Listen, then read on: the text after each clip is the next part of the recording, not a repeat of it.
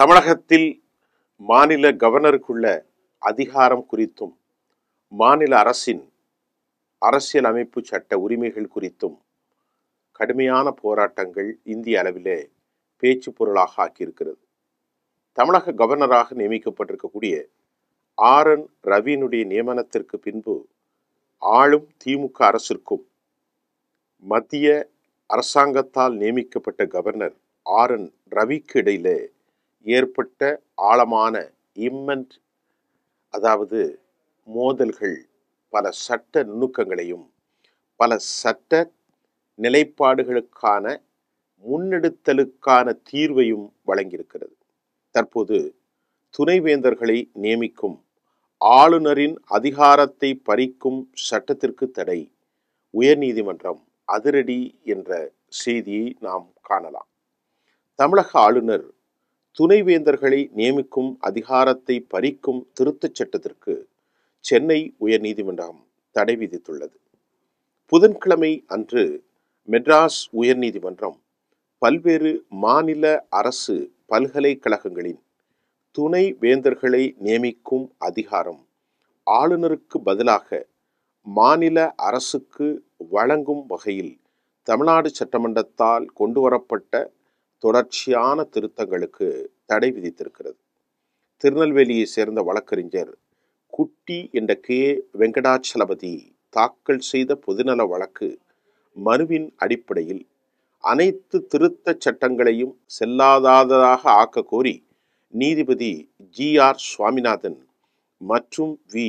லட்சுமி நாராயணன் அடங்கிய கோடைக்கால விடுமுறை கால அமர்வு விசாரணைக்கு வந்தபோது அவர்கள் இடைக்கால தடை உத்தரவை பிறப்பித்தார்கள்.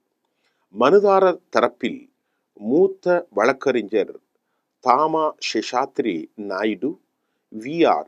சண்முகநாதன் உதவியுடன் ஆஜரானார். தலைமைச் செயலாளர் மற்றும் உயர்கல்வித்துறை செயலாளர் சார்பில் முறையே அரசு தலைமை வழக்கறிஞர் பி.எஸ். ராமன் மற்றும் மூத்த வழக்கறிஞர் பி. வில்சன் ஆகியோர் ஆஜராகி அரசு சார்பில் வாதிட்டார்கள். இவர்களின் வாதங்களை கேட்டறிந்த பிறகு இந்த உத்தரவுகள் உயர்நீதிமன்றத்தால் பிறப்பிக்கப்பட்டன. ஆரம்பத்தில் அரசு தலைமை வழக்கறிஞர் வில்சன் எதிர்மனு தாக்கல் செய்ய அவகாசம் கோரினார்.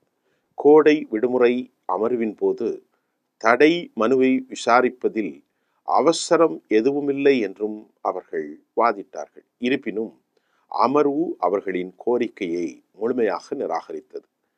மாநில அரசு ஏற்கனவே உச்சநீதிமன்றத்தில் ஒரு மனுவை தாக்கல் செய்துள்ளது என்றும் உயர்நீதிமன்றத்தில் நிலுவையில் உள்ள பொதுநல வழக்கு மனுவை உச்சநீதிமன்றத்திற்கு மாற்றி அங்கு நிலுவையில் உள்ள தொடர்புடைய வழக்குகளோடு சேர்த்து விசாரிக்க வேண்டும் என்றும் இந்த டிவிஷன் பெஞ்சுக்கு தெரிவிக்கப்பட்டது.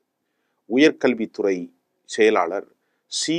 சமயமூர்த்தி இந்த பொதுநல வழக்கு மனு அரசியல் உள்நோக்கு கொண்டது என்றும், ஏனெனில் இது பாரதிய ஜனதா கட்சியின் திருநெல்வேலி மாவட்ட செயலாளரும் வழக்கறிஞருமான ஒருவரால் தாக்கல் செய்யப்பட்டுள்ளது என்று கூறி உயர்நீதிமன்றத்தில் ஒரு குறிப்பாணை தாக்கல் செய்தார். மனுதாரர் 56 காரணங்களின் அடிப்படையில் மாநில சட்டங்களை எதிர்த்திருந்தாலும் அவரது முதன்மை வாதம் என்னவென்றால், இந்த சட்டங்கள் பல்கலைக்கழகங்கள் மற்றும் கல்லூரிகளில் ஆசிரியர்கள் மற்றும் பிற கல்விசார் பணியாளர்களை நியமிப்பதற்கான குறைந்தபட்ச தகுதிகள் குறித்த பல்கலைக்கழக மானியக்குழு யூனிவர்சிட்டி கிராண்ட் கமிஷன் விதிமுறைகளுக்கு 2018 விதிமுறை 7.3க்கு முரணாக உள்ளது என்பதுதான். இந்த 7.3 செல்லுபடி தன்மை உச்சநீதிமன்றத்தில் நீண்ட காலமாக நிலுவையில் உள்ள வழக்குகளின் முக்கிய பொருள் என்று குறிப்பிட்ட செயலாளர், தற்போது இந்த பொதுநல வழக்கு மனுவை உச்சநீதிமன்றத்திற்கு மாற்றி அங்கு நிலுவையில் உள்ள வழக்கோடு சேர்ந்து விசாரிப்பது சரியானதாக இருக்கும் என்றார்.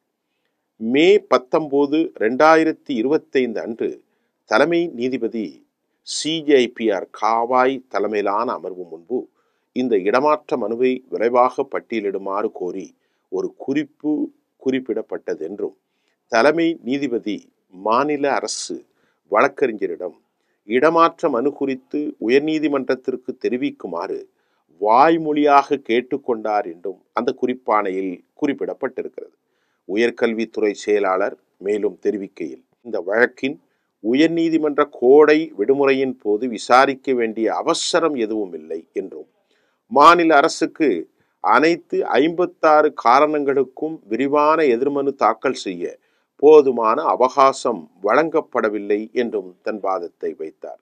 நீதிபதி சுவாமிநாதன் தலைமையிலான டிவிஷன் பெஞ்ச் உச்ச நீதிமன்றத்தில் தாக்கல் செய்யப்பட்ட இடமாற்ற மனுமுடிவை முடியும் வரை பொதுநல வழக்கு மீதான விசாரணையை ஒத்தி வைக்க வேண்டும் என்றும் அவர் வலியுறுத்தினார்.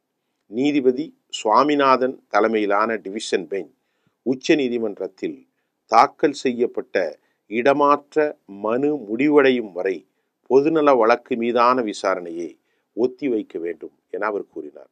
ஆக மொத்தத்தில் இந்த போக்குகள் இரண்டு தரப்பிற்கும் அதிகரித்து வருகின்ற மோதலைத்தான் காண்பிக்கிறது.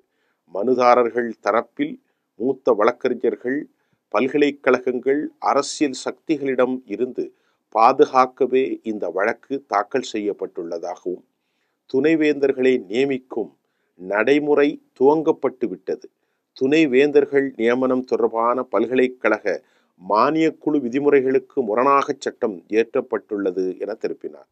இங்கே இந்த செய்தியின் பின்னணி, அரசியல் சக்திகள் யார்?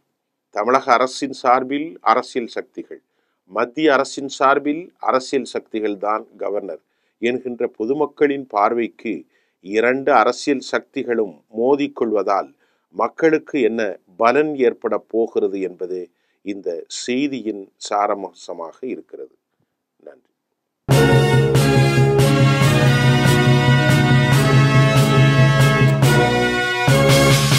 உடனுக்குடன் அப்டேட் தெரிந்து கொள்ள ஜெம் டிவி தமிழ் ஆப்பை இன்ஸ்டால் செய்யவும்.